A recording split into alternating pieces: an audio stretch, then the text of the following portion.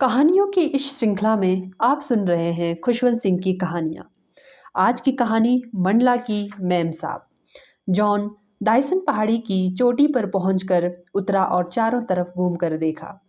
लाल ईंटों वाला rest house जंगल के बीच बहुत ही साफ सी जगह में बना था। इसके चारों ओर जहां से पहाड़ी ढलान लेती थी ऊंचे पेड़ों की कतार थी, जिनके तनों में शाखाएं और उनमें से लंबी लंबी बेलें नीचे गिरती चारों तरफ फैल रही थी। यहाँ से बाहर निकलने का रास्ता एक ही था, जहाँ सड़क घाटी का रुख करती थी। यहाँ से मीलों तक घने पेड़ पौधों से भरी घाटी दिखाई देती थी। सामान पहले ही आ गया था और वरांडे में रखा था। नौकरों की कोठरियों के पास कुली बैठे हुए चिल्लम पी रहे थे, जो सबके बीच में घूम रही थी। ओवरसियर लोहे की कुर्सी पर बैठकर इनसे बातें कर रहा था।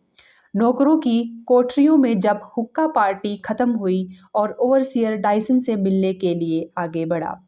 बगीचा बहुत खूबसूरत है, डायसन ओवरसियर को देखकर बोला। इसकी देखभाल कौन करता है? एक बूढ़ा माली है साहब, यहाँ 50 साल से रह रहा है, जब से ये मकान बना तभी से। एक हड्डी हड्डी दिखने वाला आदमी ये सुनकर आगे आया और दोनों हाथ जोड़कर टाइसन के सामने खड़ा हो गया। गरीब परवर, मैं ही वो माली हूँ।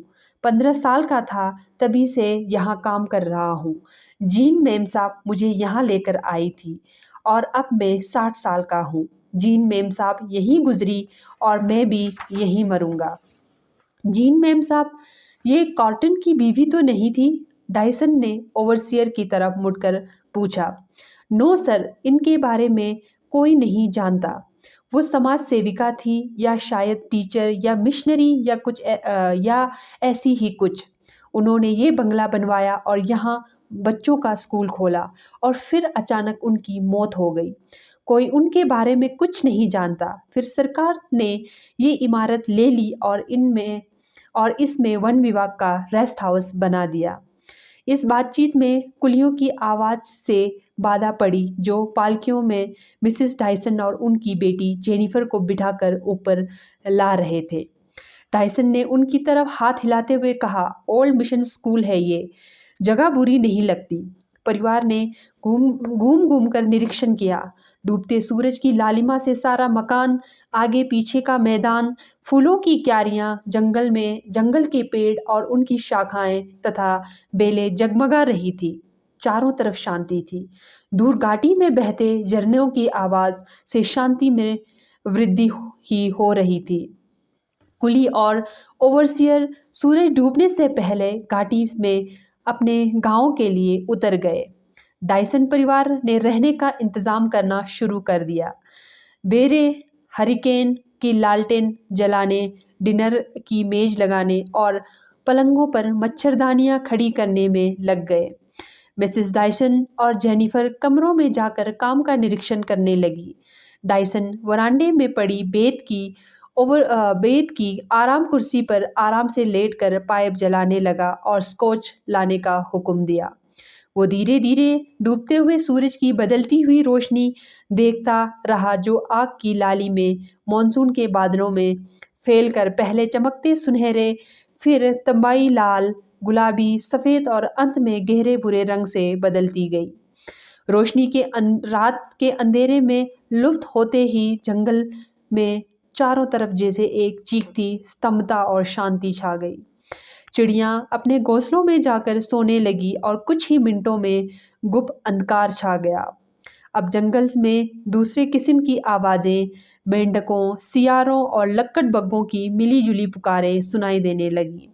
डायसन बैठा स्कॉच और सिगरेट पी रहा था और बाहर लॉन में कीड़े पतंगे और जुगनू उड़ते हुए उसके पास तक आने लगे। बेरे ने कहा कि डिनर तैयार है। खाने की मेज पर मोमबत्तियां जली हुई थी। दीवार पर लगे खूंटे से टंगी हरिकेन लालटेन की पीली रोशनी समय बिताने और मॉनसून में जर्जर पूरी प्लास्टर की दीवारों पर पड़ रही थी। खाने की मेज पर ज़्यादा बातचीत नहीं हुई। सिर्फ बेरे की खाना लाने, परोसने और क्रॉकरी उठाने रखने की आवाज़ों से कमरे की शांति भंग हो रही थी। जेनिफर इधर उधर घूमती घर का जायजा ले रही थी। तभी बेरा उसे डिनर के लिए आने की सूचना देकर वापस लौट गया। खाना खाते हुए उसने अचानक छुरी कांटा मेज पर रखकर कहा, मम्मी देखो, दीवार पर एक तस्वीर है।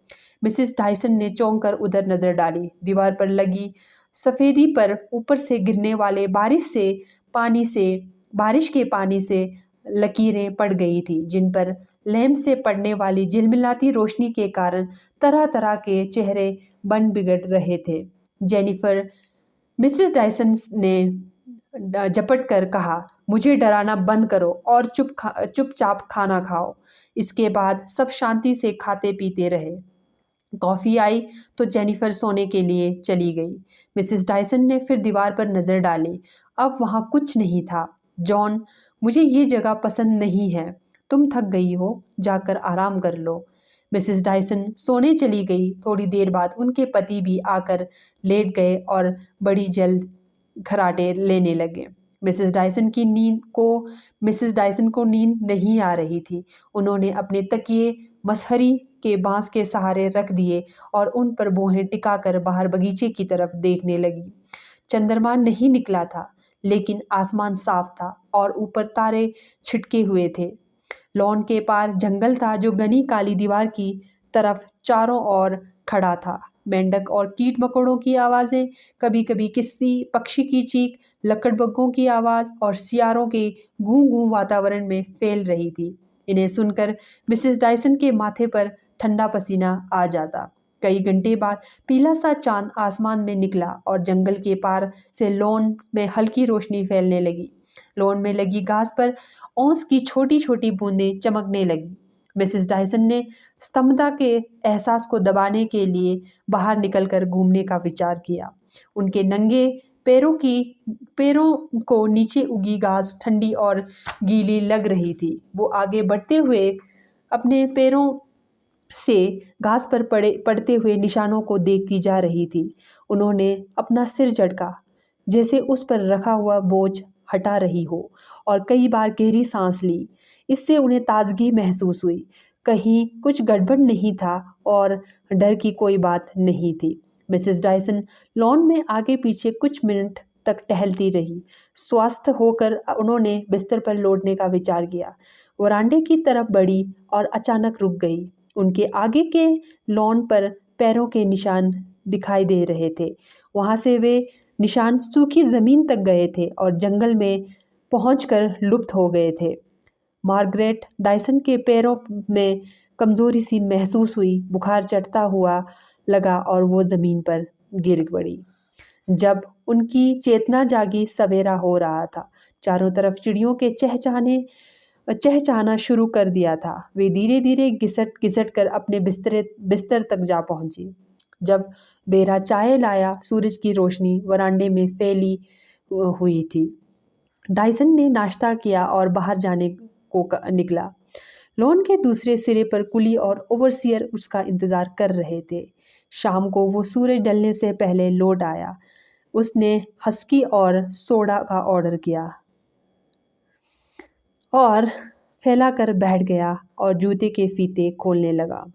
दो पैग पेट में जाते ही उसका चेहरा सचेत हो उठा।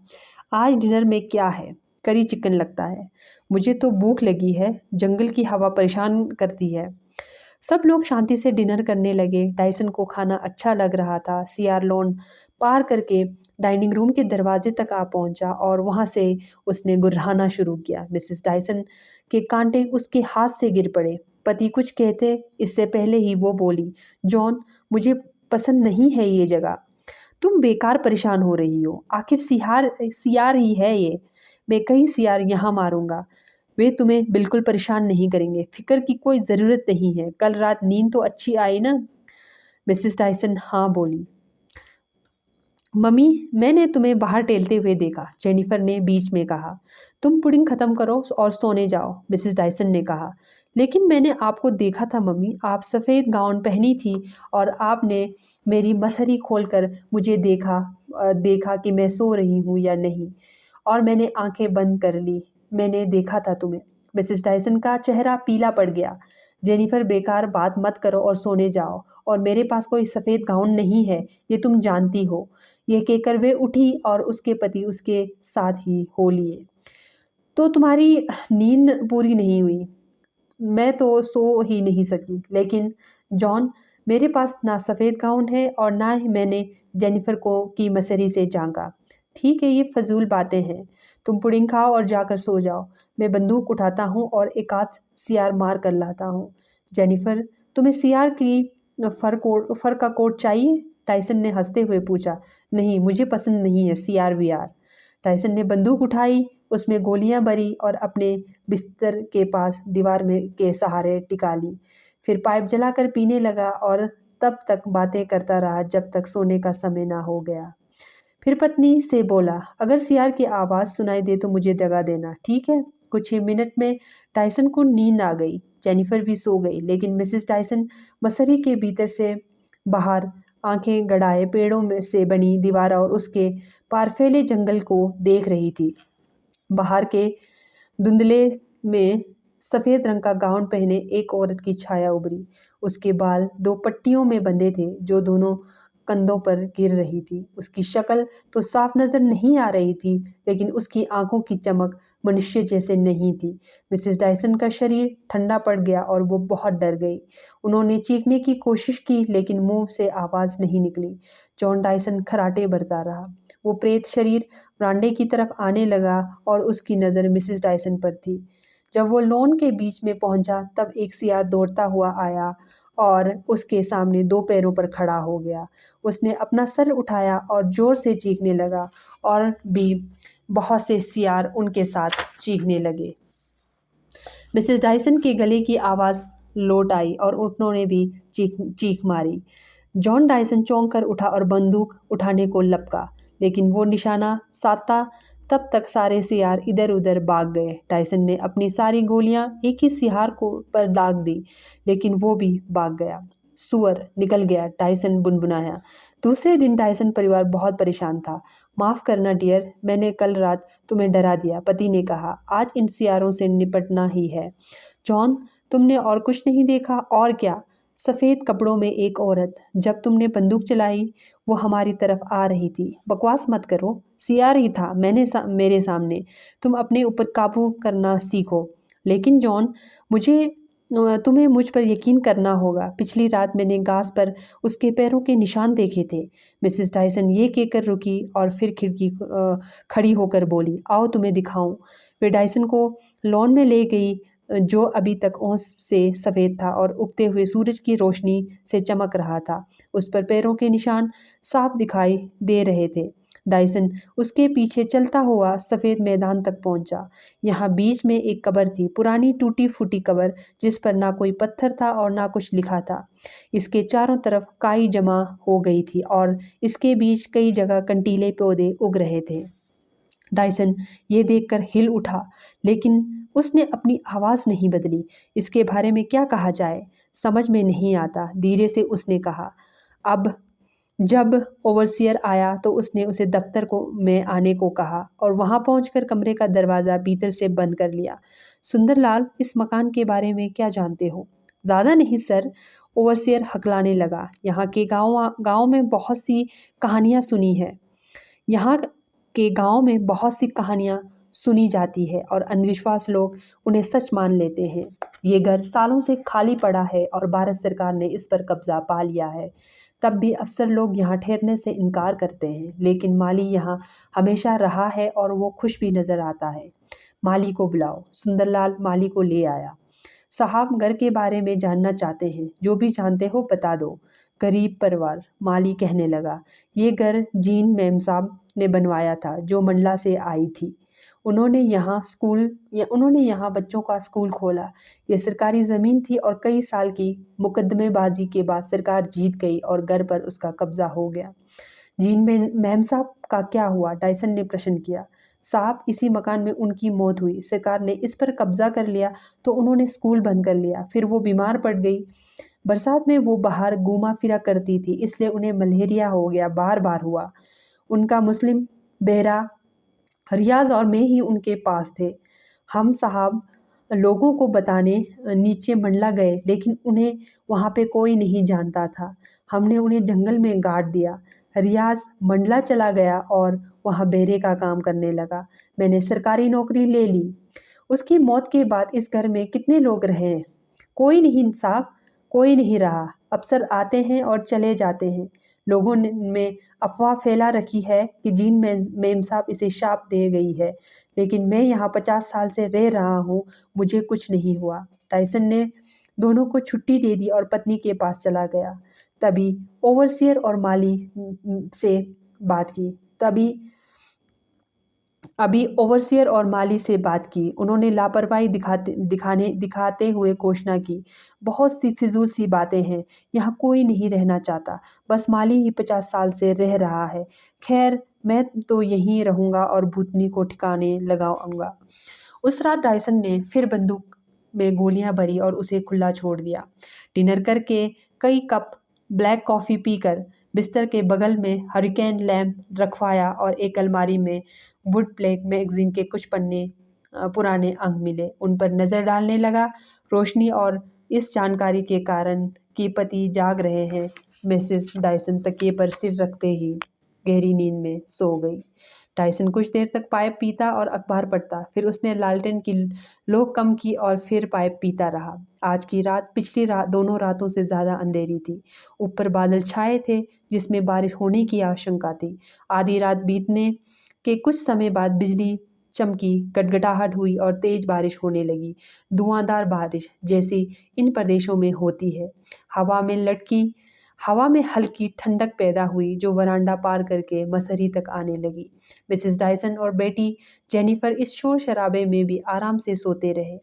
ठंडी हवा से डायसन को भी झोंके आने लगे। उसका सिर हिलने लगा और वो तकिया पर बैठे बैठे सो गया। एक सियार वरांडे तक आया। उसने लंबी चीख मारी। डायसन चौंक कर जाग गया। तभी लैंप की लो हिली और बुझ गई। मसरी के भीतर से डायसन ने देखा कि एक मानवीय छाया चरपाई पर पड़ी चरपाई के पास खड़ी है। उसकी दो चमकती आंखें जो उसे घूर कर देख रही है। तभी फिर बिजली चमकी और उसने देखा सफ़ेद गाउन में एक औरत जिसके बालों की दो पट्टियां कंधों पर फैली है। बिजली चमकने के बाद जो कड़क पैदा हुई उससे वो हरकत में आया। डर से भरी एक चीख मारकर वो बंदूक उठाने के लिए लपका और मसहरी से बाहर निकल आया। आंखें उसे घूरे जा रही थी। उसने बंदूक का पुट्ठा थामा और पागलों की तरह ट्रिगर दबाने लगा। दो गोलियां निकली और उनसे आवाज़ आई। डायसन वहीं पर गिर पड़ा और बंदूक का मुंह उसके चेहरे की तरफ था। तो ये थी आज की कहानियाँ। और भी कहानियों को सुनने के लिए मेरे चैनल को ज़रूर सब्सक्राइब करिए। Thank you.